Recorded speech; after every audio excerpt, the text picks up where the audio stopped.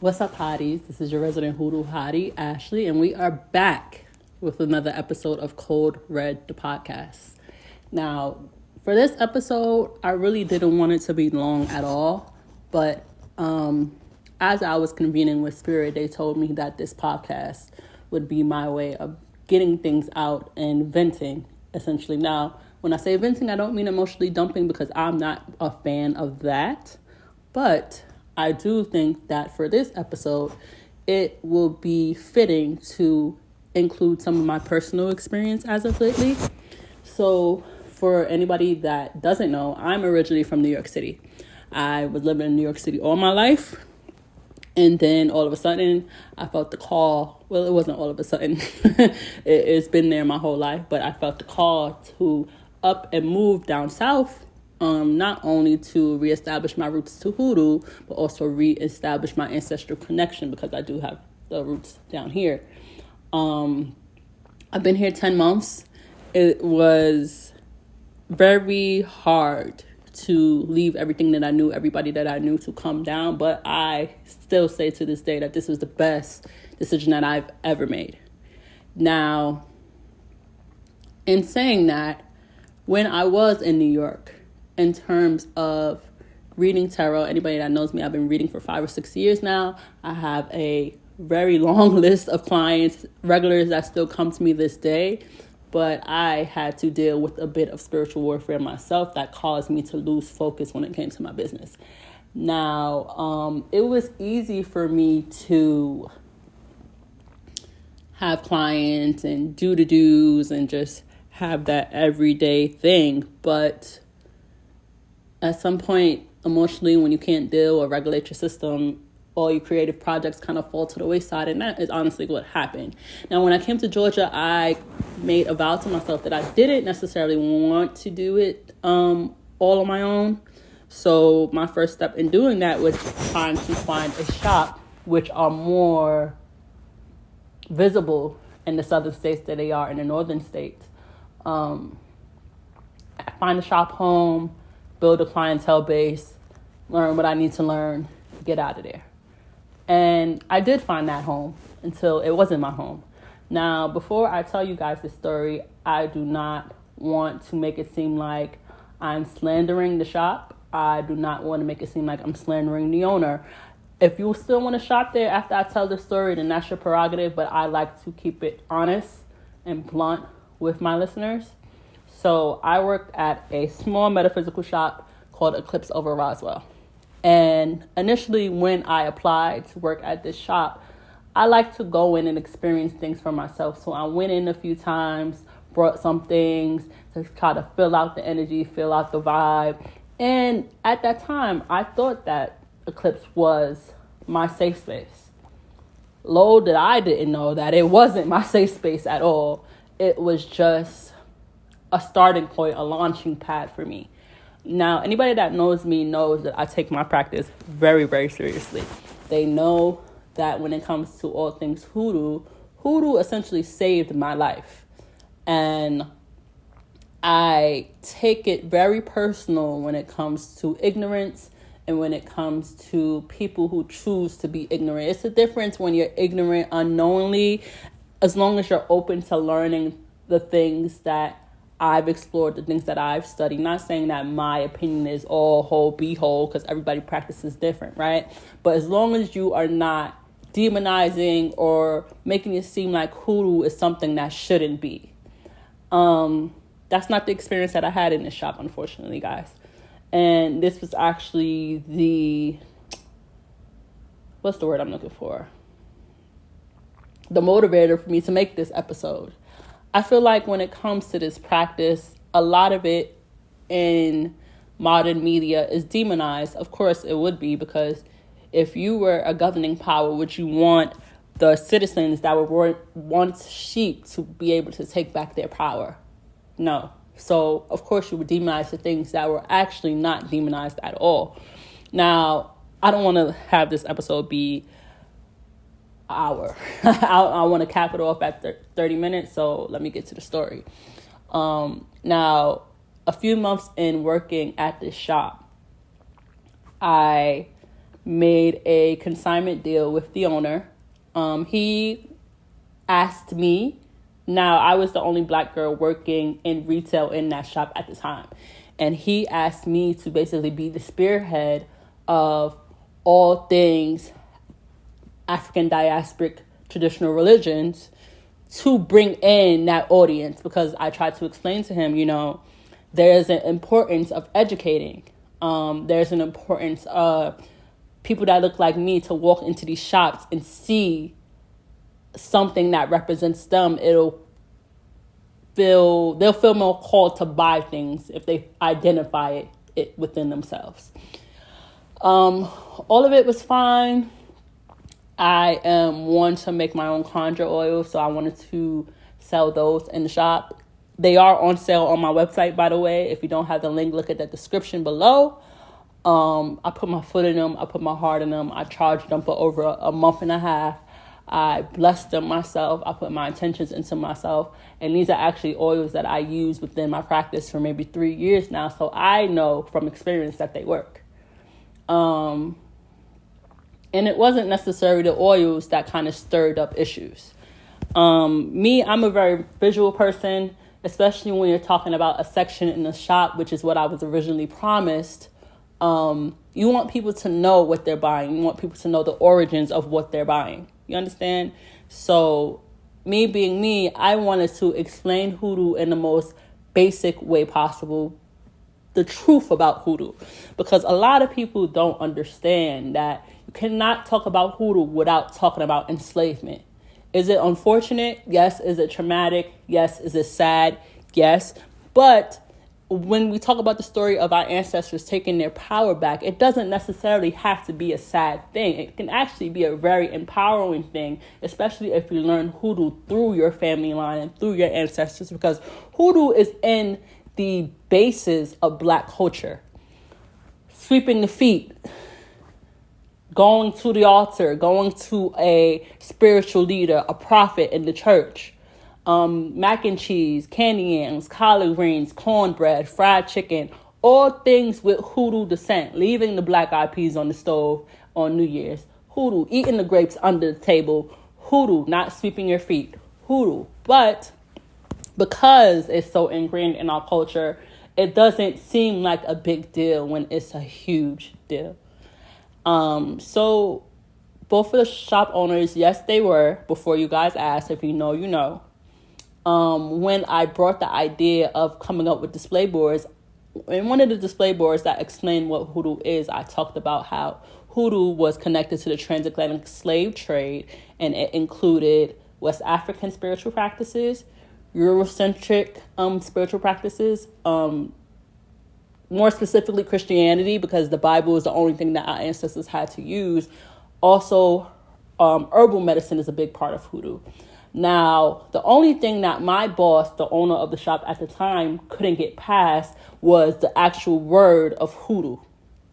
Now, when I sat down with him to really talk about it, he basically said to me that hoodoo could be confused as voodoo, and what about the child that comes in the shop with their parent and their parent sees a big sign saying, "What is hoodoo?" and they get turned off because they think hoodoo is voodoo. Now, when he originally said that, I took it as ignorance. I didn't take it personal, because a lot of people think like that. But I stressed to the shop owner that there is an importance in education. If you want to make these customers that he tried to pin off to me was the majority of the customer base, Black women, Black men, mostly Black women, you have to help them understand and know that you know what you're talking about. Because a lot of people have different definitions when it comes to hoodoo. Everybody has a different opinion, of course. But as me being the only Black person working retail at that shop, I wanted there to be a light shine on my practice that my clients come in and ask me about anyway. I didn't see any issues with it. Now, in the midst of that, there was a lot of racial prejudice that was thrown my way because these two shop owners did not understand that root work and hoodoo is not evil. They tried to demonize it, guys. They tried to make it seem like it was something negative, something that isn't ingrained in Black culture. And when I tried to do my due diligence of explaining, it was basically, this is my business and this is how I'm going to run it, which I took it off the shoulder. You know, I can't tell a business owner how to run their business, but what I can do is make you respect my practice, which in all reality, they didn't. So that caused me to have to part ways with the shop. But before I did, I got the most amazing reading by this great reader. Her name's Allison. And she told me, Ashley, it is important for you to speak your truth. It's important for you to be completely transparent. It's important for you to put out to the masses what hoodoo is not. Because I can sit here and talk about what hoodoo is. I can talk about the Bible and how it's not directly related. I can talk about the Congo and Benin and all those West African countries. I can talk about freaking ancestral veneration. I can talk about all these things. But I think it's important for us to understand what hoodoo isn't. So first and foremost, hoodoo is not voodoo. Now, voodoo and hoodoo are derivative of each other. I read this book. I don't have it on me right now, but it was basically slave accounts from Louisiana. The book was voodoo based, but it had a lot of hoodoo aspects in it. A lot of these things that they were talking about, these practitioners were doing at the time, making mojo bags, going to the graveyard, consulting with spirits. These are things that are well evident and prevalent in hoodoo. Now, voodoo, because I like to be respectful of all practices, is a religion. Hoodoo is not a religion. That's the difference between the two.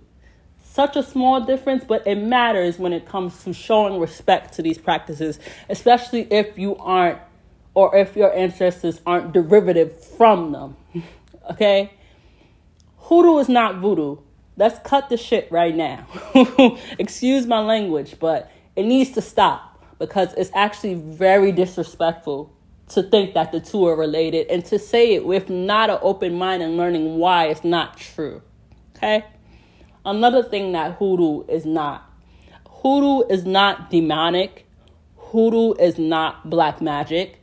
Hoodoo is not in any way, shape, or form made to harm the next. Now, let me backtrack when it comes to that. Because in hoodoo, we believe that you get your due diligence and your justice if you harm another person. That gives you the free will to be able to send whatever you need to send right back to them, or even go a step forward in practicing the offensive magic that is hexing, or what they like to say, putting roots on somebody. Now, in hoodoo, there is a such thing as two-headed workers. Two-headed workers are people who practice within the light, and they do healing magic, and the other head would be them practicing in the dark and doing what people consider black magic. Now, is there a problem with that? In my opinion, no. And others' opinions, absolutely. But I think that people get so caught up in the negative side of hoodoo, and it's not even negative, it's just duality, it's dualistic, that they forget everything exists in duality. So hoodoo is not a one-sided practice. You cannot expect to come into hoodoo and not expect to meet practitioners that practice on the shadow side of hoodoo. Let's say shadow, that's a more user-friendly word other than negative or demonic or dark, because I want to be able to break that stigma. Hoodoo is not black magic only. Hoodoo is not candles. Our ancestors did not have candles. The closest thing they could have had to candles was like oil lamps. I've seen a lot of old school hoodoo practitioners take like certain fruit and they would put like olive oil or carrier oil within the fruit to make some type of candle. But honestly, back in the day, they didn't have candles. So hoodoo is not candle work, you guys. Candle work is more of a new age practice. Hoodoo is not tarot. Hoodoo has its own divination style. Throwing bones, throwing shells, playing cards, a lot of the time is what our ancestors used to divine.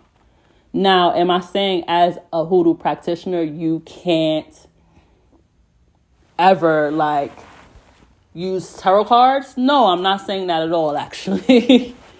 If tarot is a means for you to connect with your ancestors understand that you got to use what you have. That's what Hoodoo is about, using what you have. But remember, Hoodoo is not tarot. I want to empower the Hoodoo practitioners to learn these stories. Read Jambalaya. Read the Book of Juju. The Book of Juju is an awesome starter. It doesn't only talk about Hoodoo, but majority of it is Hoodoo based. Listen to a Little Juju podcast. Read The Carnival of the Spirit. Read Zora Neale Hurston. Read Mojo Working by Dr. Christina Buzzard. Read these books. Convene with your ancestors. Figure out what Hoodoo looks for you. But also understand what Hoodoo is not. Because once you get an understanding of it, you will know what's facts and what's not. That's all I wanted to say on this episode, guys. I honestly just need to get this off my chest because I'm tired and fed up with people taking my practice and making it seem like it's something bad. When you have practices like paganism or what's another one? Nordic practices, Celtic practices. Please forgive me if I'm saying these terms incorrectly. But these practices also have dualistic natures. So why is Hoodoo the one that is demonized? You know?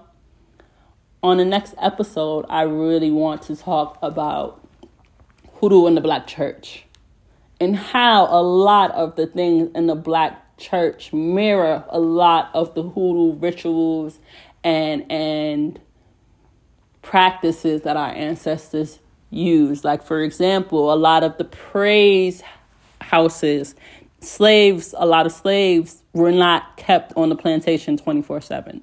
Most of them were given passes to explore during the weekend or maybe for a day or maybe for certain hours, not necessarily because their masters wanted them to learn anything to free themselves, but they didn't want to have to pay to feed them. So what our ancestors did was took that time to gather and convene and plot and find a way to free themselves out of a situation that they did not ask for. So a lot of the foundation of the praise houses that the slaves had are the foundations of the Black church. And I feel like it's kind of freeing in knowing and learning that these practices are what make Black culture now. So find your way. Don't let anybody tell you anything different. Thank you guys for tuning into this mini-sode of Code Red the podcast. Please like, subscribe, share with all your friends, share it across social media platforms. And we will be back with another bomb-ass interview. If you haven't checked out the interview with Nisha, please do, because it was so much fun recording that with her. So thank you a lot. Thank you for tuning in. Thank you for listening. And